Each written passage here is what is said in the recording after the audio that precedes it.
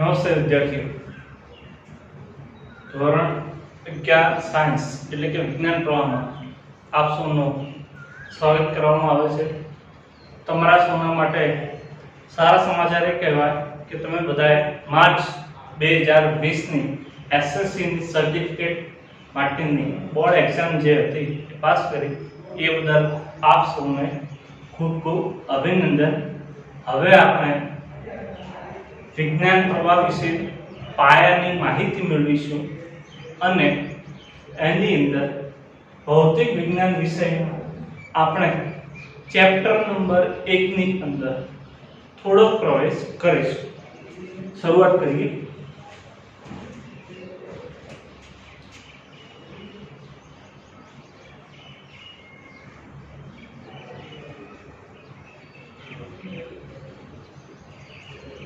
આપણે વિજ્ઞાન પ્રવાહની અંદર ભણીએ છીએ તો જોઈએ પહેલા વિજ્ઞાન એટલે શું। સામાન્ય રીતે વાત કરીએ તો વિજ્ઞાન એટલે કે વિષયનું જ્ઞાન અથવા તો વિવિધ જ્ઞાન અથવા તો વિવિધ બાબતોનું જ્ઞાન કેવી રીતે મળે છે એનું આપણે સમગ્ર વર્ષ દરમિયાન અભ્યાસ કરવાનો છે। હવે જોઈએ વિજ્ઞાન। ધોરણ 10 સુધી તમે વિજ્ઞાન અને ટેકનોલોજી એવો એક વિષય ભણ્યા છો। ધોરણ 11 અને 12 ની અંદર તમારે વિજ્ઞાનની અંદર પણ મુખ્ય 3 વિષયો ભણવાના છે, જેના ભાગ આ પ્રમાણે છે। એક જીવ વિજ્ઞાન,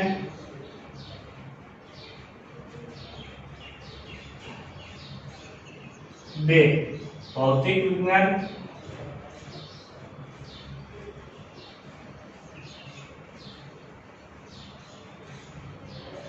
ત્રણ રસાયણ વિજ્ઞાન,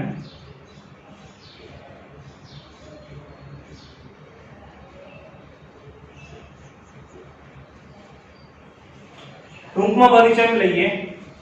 જીવ વિજ્ઞાન તો જીવંત વસ્તુઓ, જીવંત પદાર્થો, જીવંત પ્રાણીઓ અને મનુષ્યો એમની સાથે સંકળાયેલું વિજ્ઞાન એટલે જીવ વિજ્ઞાન। ભૌતિક વિજ્ઞાન જીવંત પ્રાણીઓ સિવાય વિશ્વની અંદર બનતી જુદી જુદી ઘટનાઓ, ગ્રહમંડળ, સૂર્યમંડળ,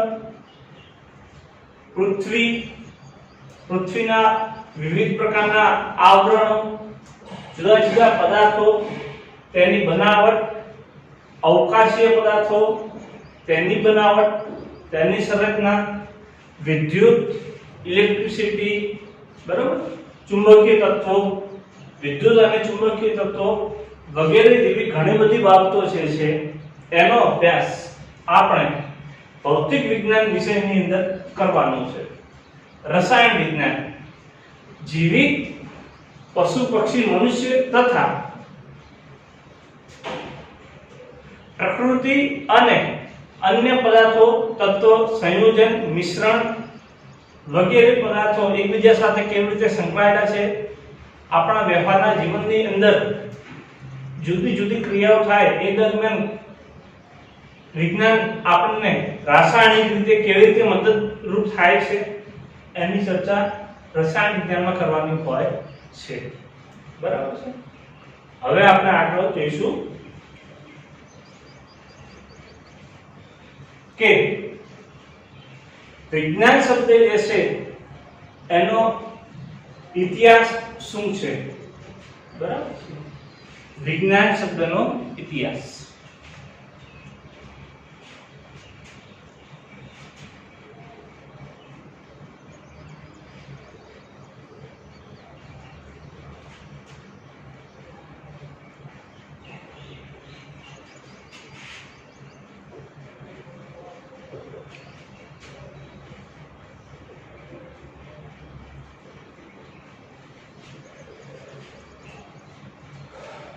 તો ગુજરાતી ભાષામાં આપણે જેને વિજ્ઞાન કહીએ છીએ એ જ રીતે અન્ય કેટલીક ભાષાઓમાં જુદા જુદા શબ્દો વપરાય છે, જેની માહિતી જોઈ લઈએ અહીંયા ભાષા અને વપરાતું વિજ્ઞાન માટે વપરાતો શબ્દ.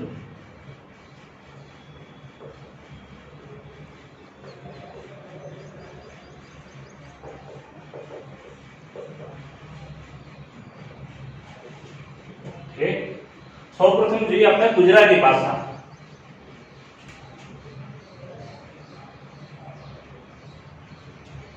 તો વિજ્ઞાન માટે વિજ્ઞાન શબ્દ વપરાય છે. પછી આવે છે ભારતની સૌથી પ્રાચીન ભાષા સંસ્કૃત. એના માટે પણ શબ્દ છે વિજ્ઞાન.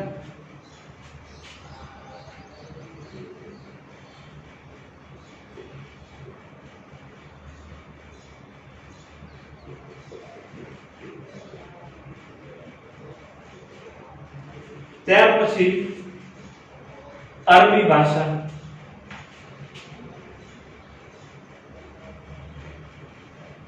એના માટે શબ્દ છે ઇલ્મ. બરાબર. ત્યાર પછી આપણી પાસે ભાષા આવે છે લેટિન.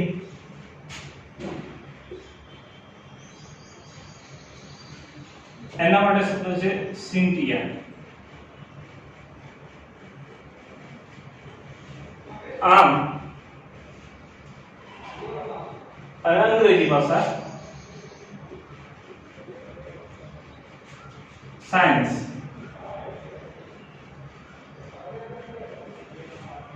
બરાબર છે. તો આ થઈ ગયો આપણો વિજ્ઞાન શબ્દનો ઇતિહાસ અને અલગ અલગ ભાષાની અંદર વિજ્ઞાન માટે કયો શબ્દ પ્રયોગવામાં આવે છે તેની વિગત. હવે આપણે જોઈએ કે આપણે ભૌતિક વિજ્ઞાન વિષય જે છે એનો અભ્યાસ કરવાનો છે.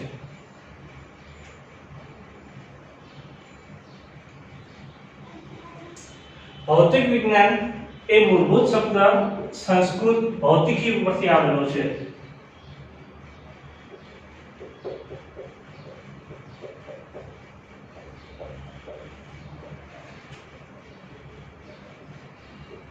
સંસ્કૃત શબ્દ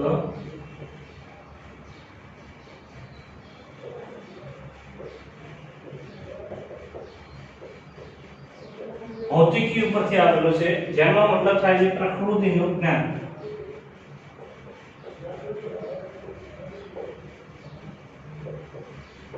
બરાબર છે.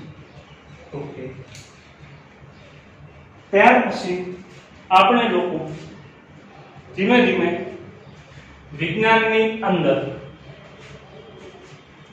જુદી જુદી પદ્ધતિઓની વાત કરીએ કે વિજ્ઞાનની અંદર કઈ કઈ પદ્ધતિ વપરાતી હોય છે.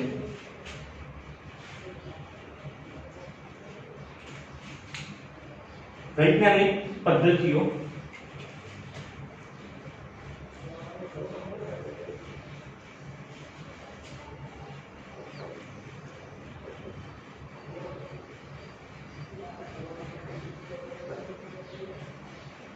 જુદી જુદી વૈજ્ઞાનિક પદ્ધતિઓ જુદી જુદી વૈજ્ઞાનિક પદ્ધતિઓ કઈ છે અને કેટલી છે તે દરેક વિશે આપણે અહીંયા વાત કરવાની છે. સૌથી પ્રથમ પદ્ધતિ આવે છે આપણો પદ્ધતિસરનું અવલોકન.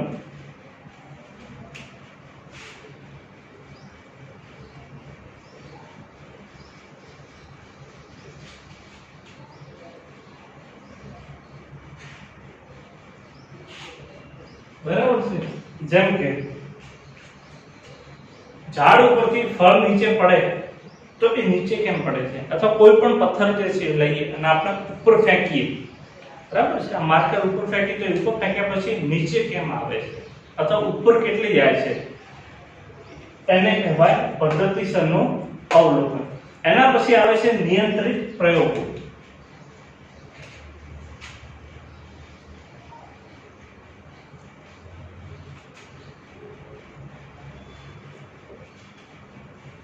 બરાબર છે.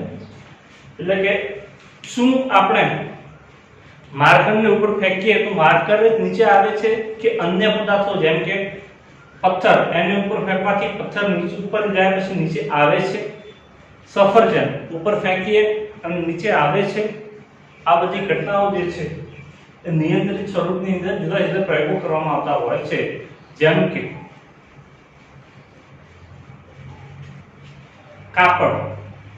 કોઈ કાપડને આપણે ઉપર ફેંકીએ તો એ નીચે આવે છે કે માત્ર ઉપર જ જાય છે, આ બધી બાબતો જે છે એની શ્રેણીને કહેવાય નિયંત્રિત સ્વરૂપમાં કરેલા પ્રયોગો. પછી આવે છે ગુણાત્મક તર્ક.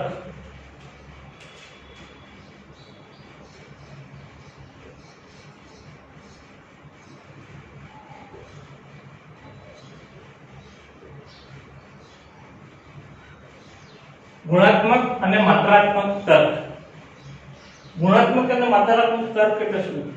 તો સમજીએ કે એક નાનકડો પથ્થર જે હતો એની ઉપર ફેંક્યો તો એ પણ નીચે આવે છે, અને એક મોટો પથ્થર જે છે એને કોઈ મશીન વડે ઉપર ફેંકવામાં આવે તો પણ નીચે આવે છે. તો શું બંને પદાર્થો એક સરખી ઝડપથી નીચે આવતા હશે? શું બંને પદાર્થો જમીન પર જ્યારે પડે ત્યારે સરખો અવાજ કરતા હશે? આવી બધી બાબતો જે છે એને કહેવાય ગુણાત્મક અને માત્રાત્મક તર્ક.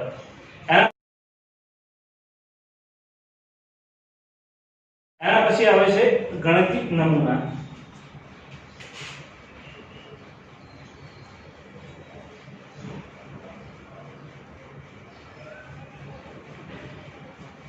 એટલે કે પથ્થર એનું દળ કેટલું છે, પથ્થરને ફેંક્યો ત્યારે એનો સમય કેટલો હતો, પથ્થર ઉપર કેટલો ગયો છે, એ ઉપર ગયો ત્યારે એને કેટલા અંતર કાપ્યું, પથ્થર નીચે આવે ત્યારે એને કેટલું અંતર કાપ્યું, પથ્થરને ફેંક્યો ત્યાંથી પથ્થર છેક નીચે આવે ત્યાં સુધી પથ્થરને કેટલો સમય લાગ્યો. આવી બધી બાબતો એને કહીશું આપણે ગાણિતિક નમૂના અને એનું એકત્રીકરણ. ત્યારબાદ આવે છે જુદી જુદી આગાહી.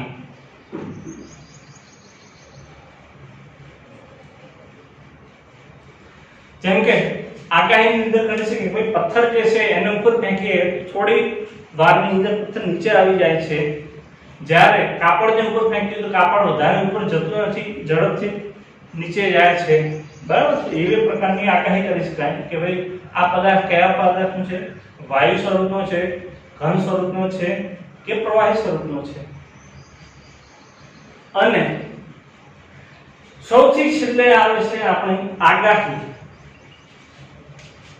આગાહી આવી ગઈ સિદ્ધાંતોની ચકાસણી.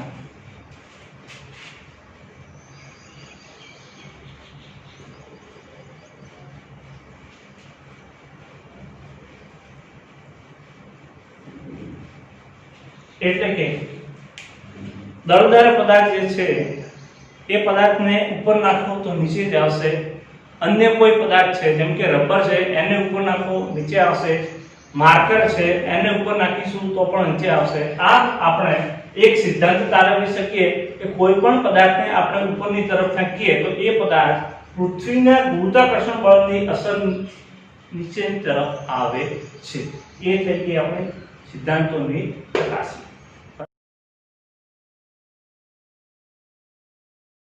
બરાબર છે? તો આ જે છે જુદી જુદી વૈજ્ઞાનિક પદ્ધતિઓ હતી. હવે આપણે જોઈએ કે થોડી બ્રહ્માંડ વિશેની વાત કરી લઈએ. ધોરણ 10 માં તમે લોકો બ્રહ્માંડ એવો પાઠ ભણી ગયા છો, તો આપણને બ્રહ્માંડ વિશે કયા કયા વૈજ્ઞાનિકોએ માહિતી આપી એના 4 નામ આવે છે એ જોઈ લઈએ.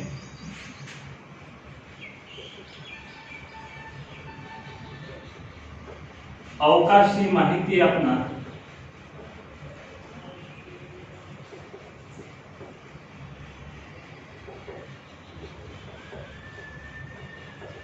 વૈજ્ઞાનિકો. અવકાશી માહિતી આપનાર વૈજ્ઞાનિકોનું નામ નીચે મુજબ છે. હવે આપણે જોઈએ અવકાશી પદાર્થો વિશે માહિતી આપનાર અથવા અવકાશની માહિતી આપનાર વૈજ્ઞાનિકો. સૌપ્રથમ વૈજ્ઞાનિક હતા ટાઇકો બ્રાહે.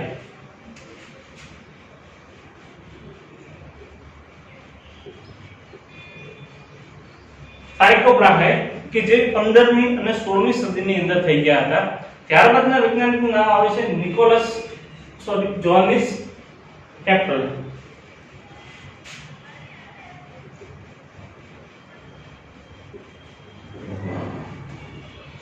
જોહાનિસ કેપ્લર પછી વારો આવે છે નિકોલસ કોપરનિકસ.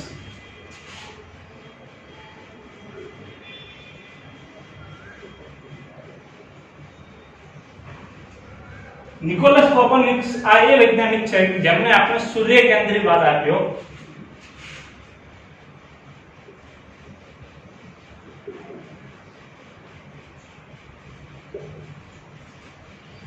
સૂર્ય કેન્દ્રીવાદ અર્થાત કે કેન્દ્રની અંદર સૂર્ય છે અને પૃથ્વી તથા અન્ય ગ્રહો એ સૂર્યની આસપાસ ફરે છે. જ્યારે ટાઇકો બ્રાહે અને કેપ્લર આ બંને વૈજ્ઞાનિકોએ આ પ્રકારની માહિતી આપી નહોતી. અને સૌથી છેલ્લે અવકાશી પદાર્થો વિશે માહિતી આપનાર વ્યક્તિ હતા આઇઝેક ન્યૂટન.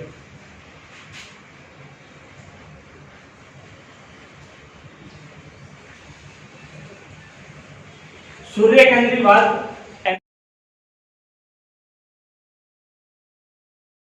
એની આકૃતિ જોઈ લઈએ. કેન્દ્રમાં સૂર્ય અને એની આસપાસ વિવિધ પ્રકારના ગ્રહો, ઉપગ્રહો ફરતા હોય છે, જેમ કે પૃથ્વી,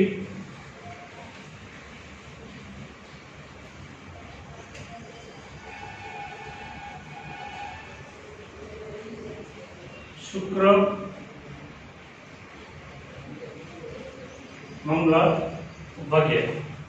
બરાબર છે.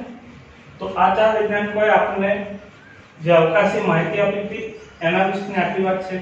અને હવે છેલ્લી બે વાતો આજના દિવસની કે ભૌતિક વિજ્ઞાન આપણો જે વિષય છે એ ભૌતિક વિજ્ઞાનની અંદર અભ્યાસ કરવાની પદ્ધતિઓ કેટલી.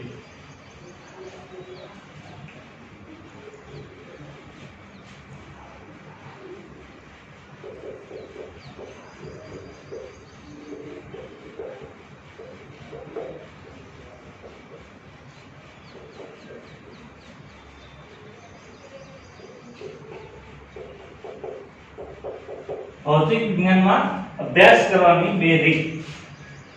પ્રથમ રીત છે ન્યૂનીકરણની રીત.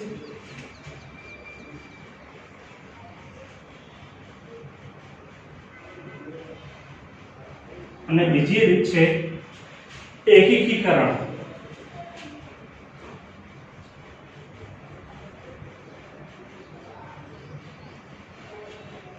ન્યૂનીકરણ અને એકીકરણ આ બંને વિશે વધારે માહિતી આપણે આગળના વિડીયોમાં જોઈશું. નમસ્તે.